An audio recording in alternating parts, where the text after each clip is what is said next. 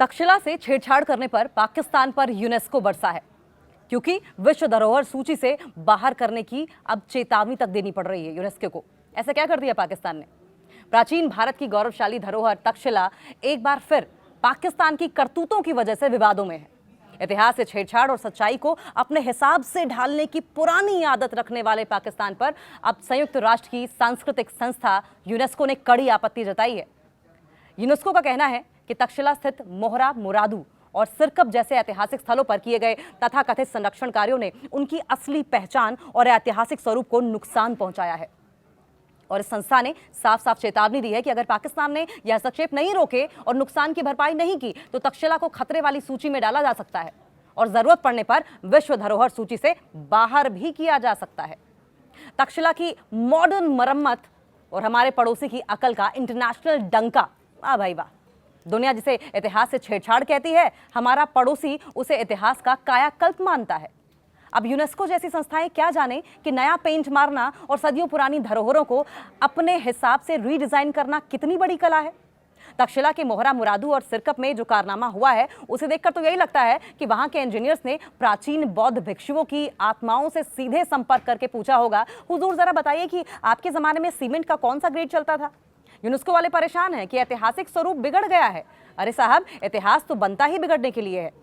पाकिस्तान ऐसा कह रहा है। यूनेस्को ने तो धमकी तक दे डाली है कि तक्षशिला को खतरे वाली सूची में डाल देंगे। पाकिस्तान तब भी समझने को तैयार नहीं है और विश्व धरोहर का टैग छीन लेंगे। पाकिस्तान तब भी मानने को तैयार नहीं है। लेकिन हमारे पड़ोसी को इससे क्या फर्क पड़ता है? उनके पास तो वैसे ही खतरों की लंबी चौड़ी लिस्ट है। एक और सही स्वैग ऐसा कि खुद का घर डहे पर नजर भारत पर रहे। इस पूरे तमाशे की सबसे खूबसूरत बात जानते हैं क्या है? घर की तिजोरी में जंग लग रही है। जो बेशकीमती खजाना मिला उसे संभालना नहीं आता, लेकिन 24 घंटे छाती पीटनी है कि हमें भारत को सबक सिखाना है। अपना इतिहास, अपने हिस्ट्री की बात करते हैं। अपना इतिहास, अगर स्टेटस की बात की जाए तो उनका इतिहास नॉट फाउंड।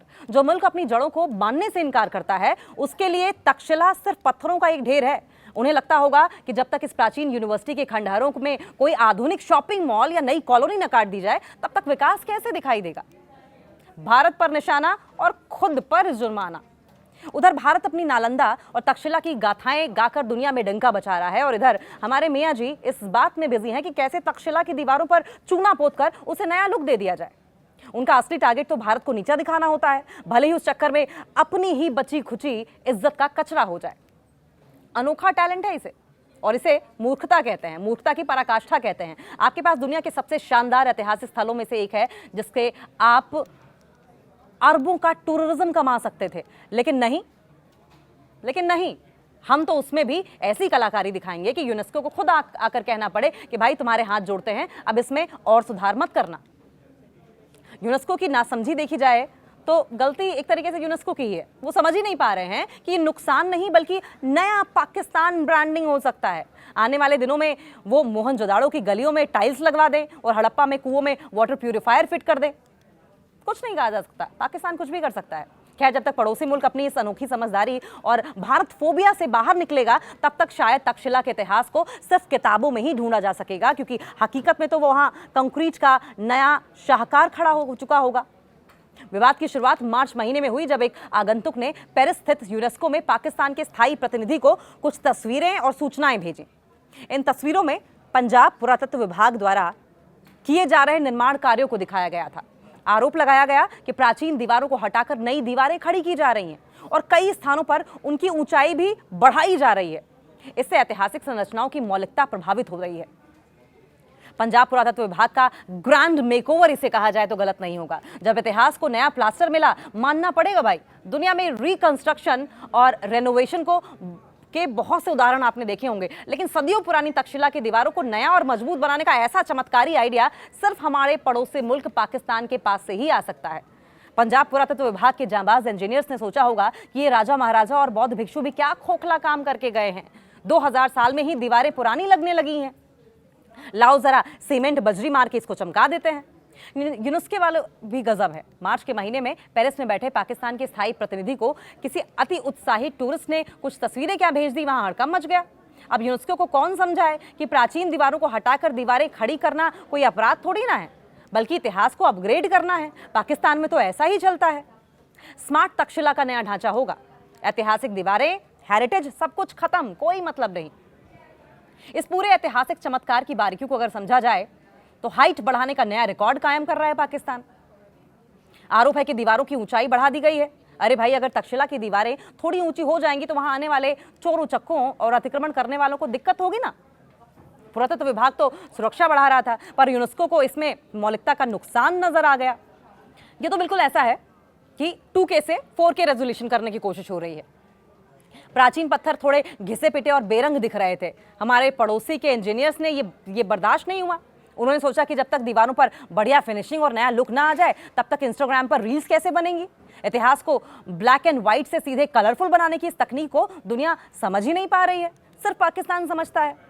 तौबा तौबा, पेरिस तक पहुंच गई ये बात।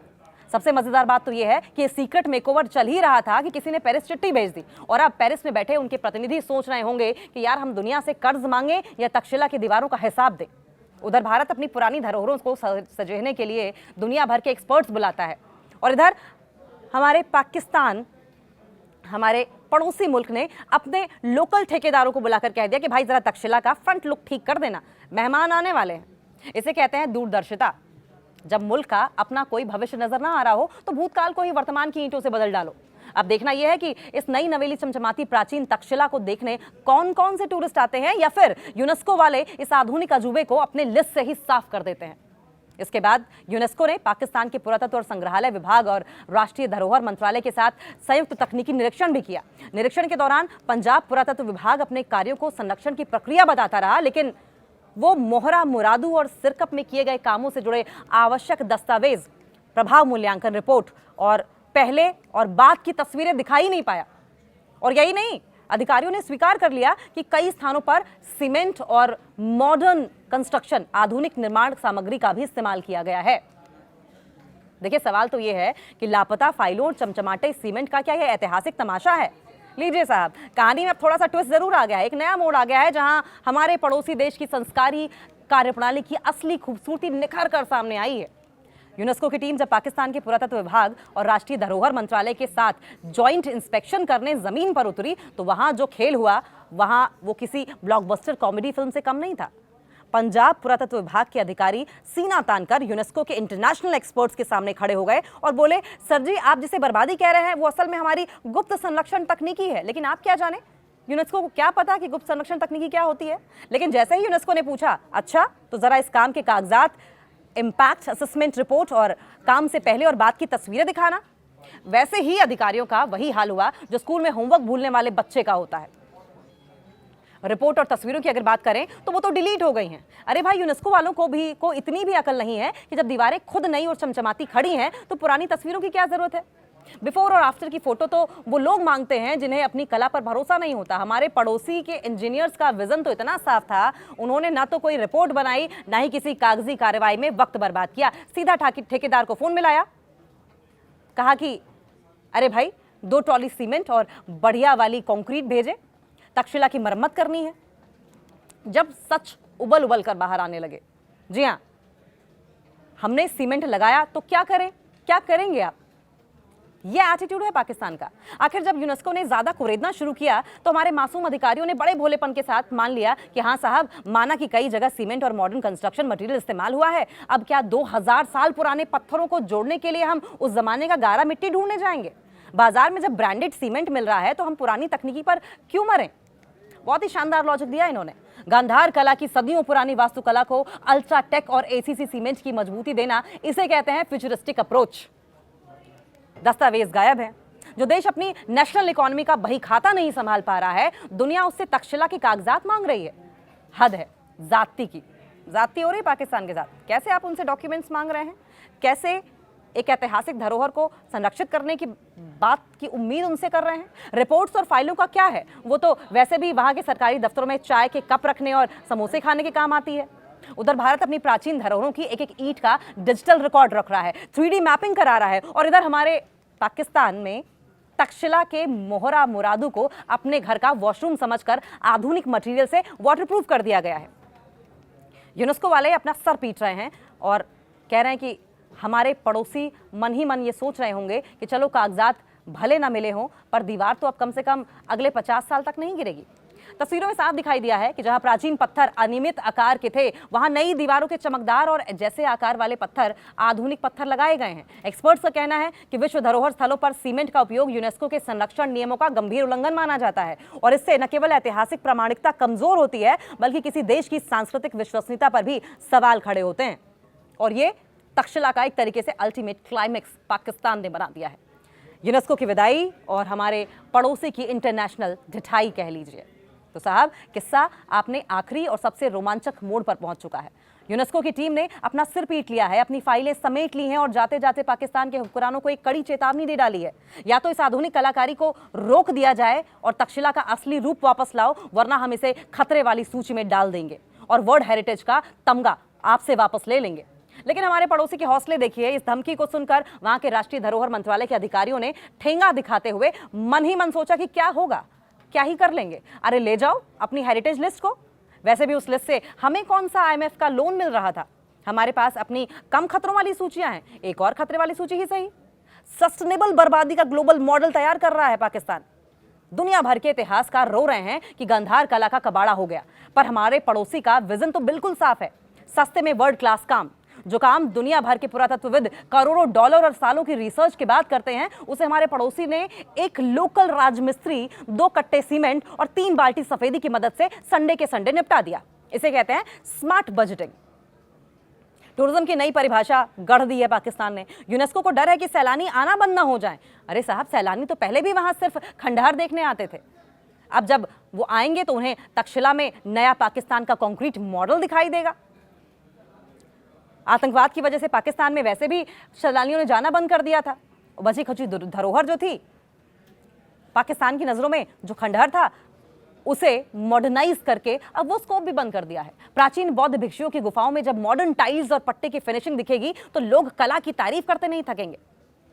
नजरिया अपना अपना है। भारत बनाम अगर पाकिस्तान की बात की जाए तो इस पूरे ड्रामे का सबसे अनोखा पहलू यही है कि उधर भारत अपनी प्राचीन धरोहरों, मंदिरों और नालंदा जैसी यूनिवर्सिटीज को पुनर्जीवित करने के लिए दुनिया भर की नई टेक्नोलॉजी, लेजर स्कैनिंग और ओरिजिनल मटेरियल का इस्तेमाल कर रहा है। वो अपनी विरासत को दुनिया के सामने शान से रख रहा है और इधर हमारे पाकिस्तान, हमारे मियाँ जी का सारा ध्यान इस बात पर है कि कैसे कश्मीर पर एक नया प्रोपेगेंडा ट्वीट कर दिया जाए। उन्हें इस बात की कोई परवाह नहीं है कि उनके हाथों से इतिहास की इतनी बड़ी दौलत रेत की तरह फिसल रही है। उनका तो सीधा सा फंडा है, जब अपनी अर्थव्यवस्था और भविष्य की मरम्मत नहीं कर पा रहे हैं तो लाओ इतिहास की ही मरम्मत कर देते हैं।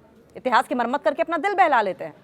यूनेस्को वाले भले ही इसे ऐतिहासिक त्रासदी कहें, लेकिन हमारे पड़ोसी के लिए ये एक और कामयाबी है। उन्होंने साबित कर दिया कि वे सिर्फ अपने वर्तमान को नहीं, बल्कि अपने पास मौजूद शानदार अतीत को भी उसी खूबी के साथ बर्बाद कर सकते हैं। वैसे ये कोई पहली बार नहीं है जब तक्षशिला संकट में आई हो। 1998 में भी भीर टीले के पास स्टेडियम निर्माण की योजना के कारण इसे खतरे वाली सूची में डालने की चेतावनी दी गई थी। तब भारी विरोध के बाद परियोजना रोकनी पड़ी थी। देखा जाए तो आज तक्षशिला फिर उसी मोड़ पर खड़ी नजर आ रही है, जहां संरक्षण और विनाश के बीच की रेखा धुंधली होती नजर आ रही है। ये केवल पाकिस्तान की प्रशासनिक लापरवाही का मामला नहीं है, बल्कि पूरी मानव सभ्यता की साझा विरासत से जुड़ा हुआ प्रश्न है। तक्षशिला ने सदियों तक आक्रमण, उपेक्षा और साम्राज्यों का उत्थान और पतन सब देखा है, लेकिन अब सबसे बड़ा खतरा उन हाथों से पैदा हो गया है जो इसे बचाने का दावा कर रहे हैं।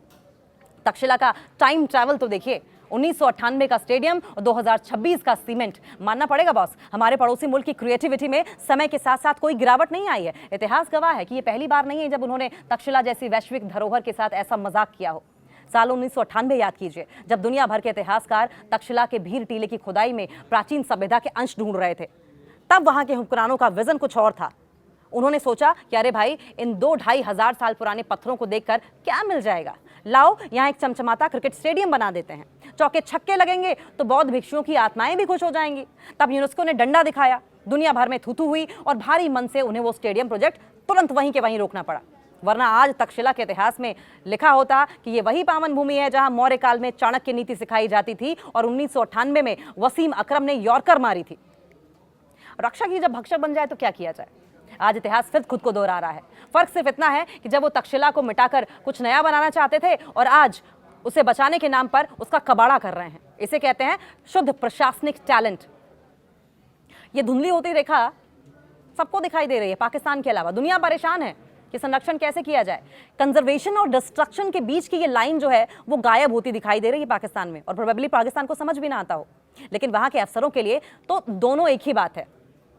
उनके डिक्शनरी में, उनके शब्दकोश में संरक्षण का मतलब इतनी मजबूती से नया कंस्ट्रक्शन कर दो कि पुराना इतिहास खुद ब खुद दम तोड़ दे। सभ्यता पर संकट मंडराने लगा है, लेकिन पाकिस्तान को दिखाई नहीं देगा। यूनेस्को वाले इसे पूरी मानव सभ्यता की साझा विरासत का नुकसान बता रहे हो। अरे साहब, जिन्हें अपनी खुद की बची खुची साख की चिंता नहीं है, वो मानव सभ्यता की क्या चिंता करेंगे। और इतिहास का सबसे बड़ा विलन, द रक्षक, तक्षशिला बेचारी भी ये सोच रही होगी कि उसने अपने जीवन में क्या क्या नहीं देखा। सिकंदर के आक्रमण झेले, हूणों की बर्बादी देखी, शक और कुषाण राजाओं के उत्थान पतन देखे, सदियों की उपेक्षा झेली, लेकिन वो सब भी ठीक था। असली खतरा तो अब आकर खड़ा हुआ है उन हाथों से जो सरकारी फाइलों में उसे बचाने का दावा कर रहे हैं। आक्रमणकारियों के पास तो तलवारें और तोपें थीं जिनसे बचना मुमकिन था, पर इन आधुनिक रक्षकों के पास तो सरकारी टेंडर, एनसीसी सीमेंट की बोरियां और एक बेलचा है। इनसे भला कोई प्राचीन सभ्यता कैसे जीत सकती है। उधर भारत अपनी प्राचीन विरासतों को सहेज कर दुनिया भर में अपना मस्तक ऊंचा कर रहा है, और इधर पाकिस्तान के मियां जी लोग इस बात से संतुष्ट हैं कि चलो भले ही यूनेस्को हमें ब्लैकलिस्ट कर दे, पर हमारी नई दीवार वाटरप्रूफ तो हो गई है। अब तक्षशिला का भविष्य भगवान भरोसे है, क्योंकि जहां रक्षा की ठेकेदार बन जाए वहां इतिहास सिर्फ सीमेंट के प्लास्टर के नीचे दबा हुआ ही मिलता है।